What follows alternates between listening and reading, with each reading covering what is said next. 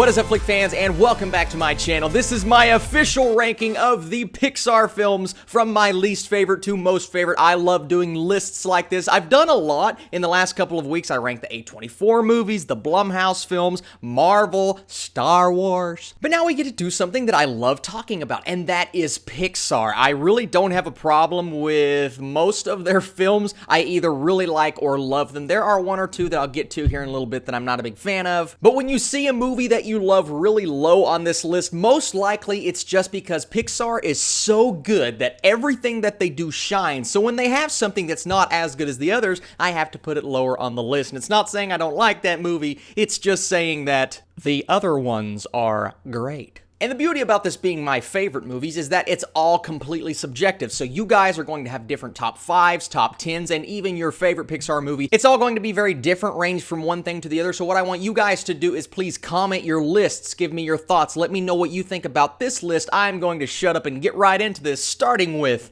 number, I can't believe it, 20. Now, this is ranking the 20 Pixar films, right? Therefore, the movie at the bottom has to be my least favorite. Actually, it's not, and you know why? I haven't seen The Good Dinosaur. Listen, it's at 20 because I've not seen it. It could go up. Look, I had to make it 20 films in the title because there are 20. There are not 19, so if I would have put 19, it would have been weird, but that would have told you guys that I haven't watched this movie, which I am doing now, which is kind of a lie. It's not really a lie. I had to, I've not had time. It's one that I want to get to, unfortunately, where I review movies. I'm watching movies every week, and I have a job now, so I have to balance the two things, and I don't like being an adult. So let's get into the actual ranking, starting with number 19. Coming in at the, I'm going to get a lot of flack for that number 20. Coming in at the very bottom of my list at number 19 is Cars 2. No shocker here. The sequel that really did not deliver. It actually took what I liked about Cars and just kind of threw all that away and focused on a character in Mater, a character that I do not hate, but I like him in small portions. It's kind of like the Minions. I did not want a movie centered around him, but it went that direction. It gave us everything that had to do with his story, going on his little spy missions. I didn't like where the film went. It was boring. It was too far towards the kids' side of things, and it's not a movie. It's the only Pixar film that I really do not like, and that is Cars 2. Next up is my first controversial one. It's one that I've never really I want to go back and watch that. I've only watched the movie twice, and both times I've been kind of mediocre on it, and that's Brave. I just don't get excited when I watch Brave. I don't love the story. I like the mythos behind it, and I love our lead character, but unfortunately, the story itself and where it goes, just not that entertaining for me, and it's not one I ever want to go back to. Like I said, there are elements that are good, and I love our lead character. I gave this a positive score, and if you want to see that, check out the link in the description. I have all of my scores out of 5 stars for these movies, but once again, Brave, it just didn't really do it for me.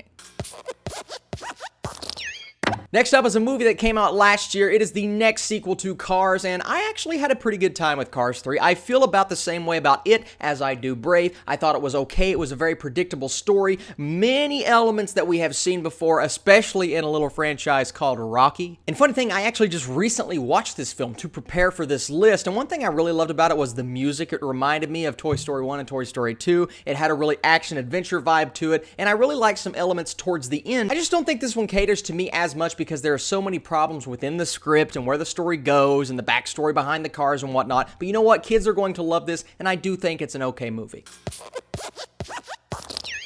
At number 16, we have Monsters, and that is not Monsters, Inc., it is Monsters University. This shows how Mike and Sully first met, and you know what? I still haven't really come around on this movie. I think it's a pretty good film, but I just don't think it hits, once again, those Pixar levels of magic. The first one far exceeds it, in my opinion. Now, I do like what they do with all of the college elements here. They get some things right. They do some things that are really funny, especially me just graduating from college. I'm like, okay, that's true, that's true. You got the fraternity thing going on. I love that. It just felt a little bit too bright and vibrant and made for kids compared to the other Monsters, Inc. movie. Now, this one I've only watched one time, and that's amazing because I love the other films so much. I just haven't gotten around to it, but you know what? I'm going to watch it again soon and see how I feel about it a second time. But right now, Monsters University, while not a bad film, is this low on my list.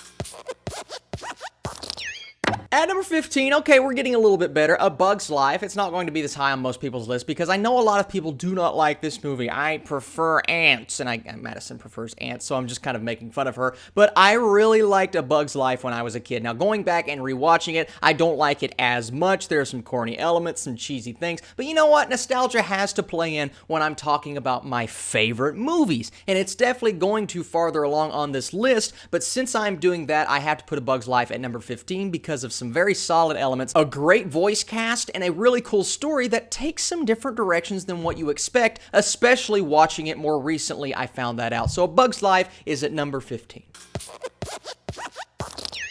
And next up is the original, the first, the one that started it all. It is Cars. Now, not a lot of people are excited when they talk about the first Cars. Once again, nostalgia does play in. While I don't have a major connection to this, going back and watching the first Cars was actually like, okay, it's definitely the best in the franchise, in my opinion, and it has some really cool, solid elements from things that we have never really seen in an animated movie before, and I really like that. I love the voice cast. I love the talent in front of and behind the camera. The animation is really good, and the song choice in the first Cars especially was really fantastic and kind of melded with what you expect from a movie like this. I like the first Cars, sue me. And my final film on this list that I do not think hits that level of great, and that is Finding Dory, but it is up there, so I do think this was a very solid / serviceable sequel. It's fun, it's entertaining, you get Dory in the lead, she's going on her own adventure. We've got Nemo and Marlin along for the ride once again. I loved the first movie so much that I was very excited for a sequel, and while they didn't capture the magic from the original, I do believe they gave us something that was really good, inspired from what they did from the first one, but it took elements of that and gave us a story that was a little bit different and did tackle some very sensitive subjects in a nice way. And that's what I love about Pixar. They always manage to do this. I think they did it with Finding Dory, and it did have some of that Pixar magic. Like I said, this next entry has nostalgia, and that is Toy Story 2. The more I rewatch this, the more I can just sit and think about how true all of this is. There are elements to these toys that are adult-like, and they do things and they say things, and I think some of the dialogue in here is some of the best dialogue that Pixar has ever given us. I really like the Woody and Jesse and Bullseye storyline. Where that goes just ends up very magical. And then Buzz and Zurg, it's one of my favorite things of the Toy Story franchise, especially when he's like, "No, I am your father." I thought moments like that in this movie, they come ever so often. They are fantastic. Toy Story 2, I don't think is as good as 1 and 3, but I do believe it has that Pixar magic, and I love this movie.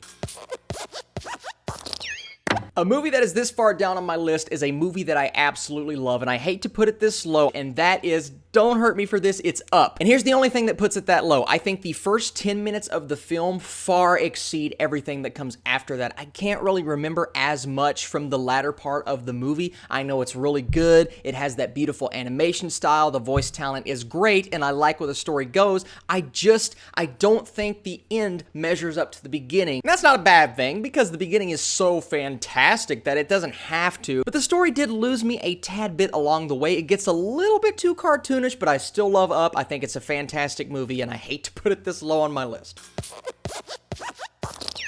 At number 10 is a movie that I don't think people like as much as, well, some people may, but I think Ratatouille is a fantastic film. I don't think it's the most entertaining or rewatchable of the Pixar movies, but I have to put it this high because the quality of this film exceeds most things that I've seen from animated movies before it. It's quiet, it's subtle, it has that still calm music, but Ratatouille brings us so many elements of what we love about movies, and that is what it is like to want to do something so bad, finally getting that opportunity, and they portray this as a rat learning how to cook with a human. You've got a great voice cast. I keep saying all of these same things like great voice cast, it has the Pixar magic, but that's just how it is. Ratatouille is no different. Now, I say different. Inside Out is something that is so different. Nothing that we have ever seen remotely like this before, and that's why it's number 9 on my list. Now, I will not lie to you. The first time I watched Inside Out, I was like, that was really good. I don't think it was great, but the more I watch it, the more I start thinking about the subtext of the plot and what is going on in the background and what each of these different things means inside of your mind, and I love that concept. I love what they do with every character, playing every emotion, how they tie in what's happening in real life to what's happening in your imagination. imagination. They could go so many different routes with a sequel, but you know what? This is one of those films I don't think it needs a sequel. It's perfect just as the standalone movie, something so creative, maybe the craziest thing that Pixar has ever done, but my goodness, it worked. Number 8 is a recent one, and that is Coco. I watched Coco, and I fell in love with this story. What it means to have a family. Love your family. It's kind of a similar theme to Incredibles, but it's portrayed completely different. How they portray this culture on screen, the beauty of the visuals, maybe one of the most visually stunning movies that Pixar has ever done, and then what they do with Day of the Dead. I've always been interested in something like that. I've never watched Book of Life, and I do think I need to because I keep hearing it's a really good movie, but watching Coco made me so interested in that. We have a great lead, and you always have that really funny like animal or sidekick, the dog. It cracks me up every time I watch this film. I love Coco.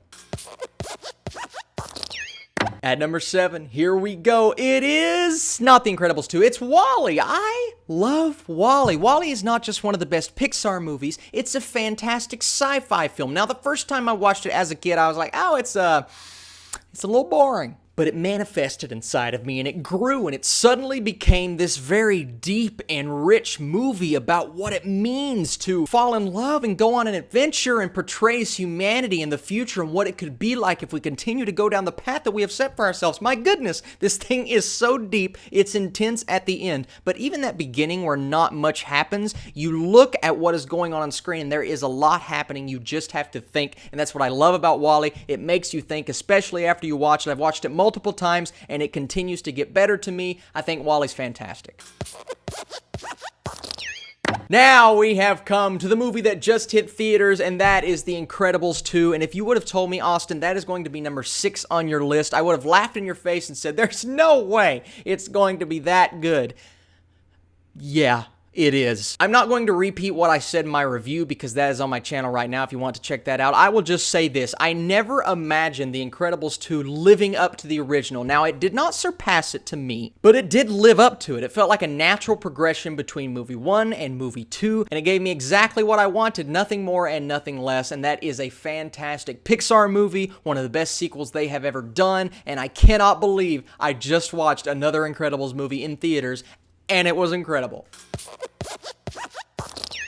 I love this film. I love it. It was one of my favorite movies of that year. I continue to watch, and it continues to never go down this list, and that is Monsters, Inc. I think this movie has so much going for it. Relatable characters, a great storyline, something that we have learned all of our lives. Oh, you got the monsters. I moved the camera. Oh, you got the monsters underneath your bed. You should be scared, blah, blah, blah. They take that concept and they apply it so geniusly. Our screams provide the monsters energy. I love that. And what they do with this story and that cute little character, once again, Pixar giving us the cute characters in Boo, is one of the best they have ever done. John Goodman and Billy Crystal are a duo for the ages, and Monsters, Inc. is a fantastic Pixar film.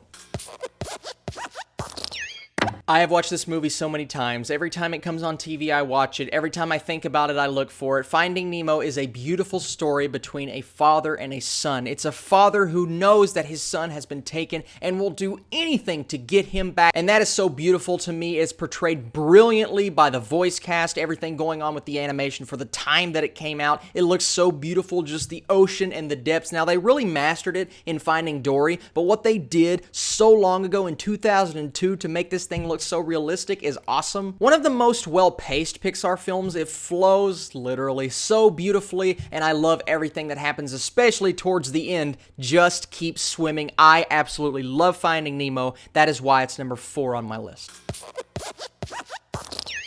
We have entered the top 3, and I actually made a switch recently. This used to be at number 2, and number 2 was at number 3. But going back and rewatching both, I realized that I still like the other one better. So Toy Story 3 is at number 3 on my list, and that takes nothing away from it because this movie is absolutely fantastic. It's one of the most brilliant sequels of any franchise in the history of anything. It took these characters that we knew and loved from the first two and fleshed every individual one out more than we could have ever imagined in the third movie of a franchise. It is a movie that I believe is almost perfect. I will say that I don't know what else they could have done to make this movie better. It is so adult. It takes different directions than the first movie. I love the additions to the cast, especially Michael Keaton. And that ending where they're all holding hands and they're going towards the furnace, and I'm just like, oh my God, my childhood. It's great. Toy Story 3 is awesome, and I can't wait to watch it again.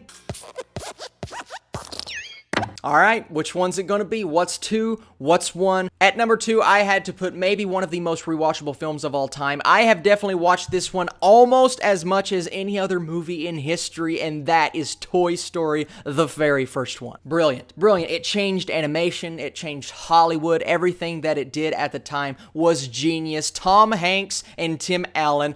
I said that about Monsters, Inc., but this may be the best duo in history. It gave us iconic characters, a fantastic voice cast. I need to stop saying the word fantastic. The idea of this guy coming in and completely ruining everything when you have a beautiful flow going, and that's what Buzz did to Woody. He's the new guy in town, and Woody just kind of felt obsolete. He felt old. It was sad. It's an interesting combination to watch, and to see their friendship progress as they go on this adventure is brilliant. I still think Mrs. Nesbitt is one of the funniest scenes in history. I love this movie, guys, and that is why it's number 2 on my Pixar list.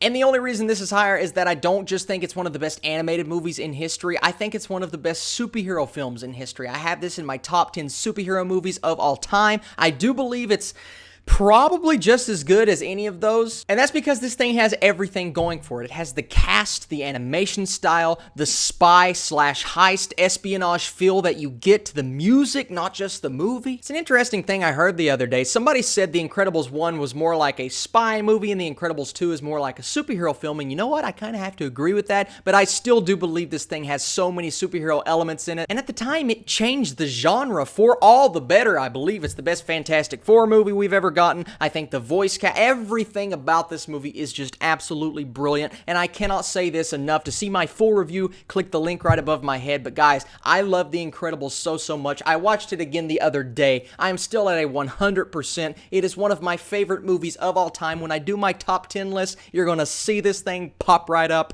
And I never imagined that Brad Bird would have come back and delivered a sequel as good as the first, and you know what? He did it. I still think this one is better, but my gosh, it's number 1 on my Pixar list, one of the best studios in Hollywood. Guys, I think this film is awesome. So that is my list. What a long video this one's going to turn out to be, but you know what? It's all for the better because I love talking about these movies. Thank you guys for commenting and giving me those thumbs up. It really helps me out and it makes me want to push through and do even more lists. I'm so happy I got to make this. Once again, I'm sorry about Good Dinosaur. I will watch that eventually, just not right now. Stay tuned to my next video for another comment spotlight. You guys are the absolute best. Check out my Stardust and Letterboxd page for even more reviews on the daily. I will catch you guys later.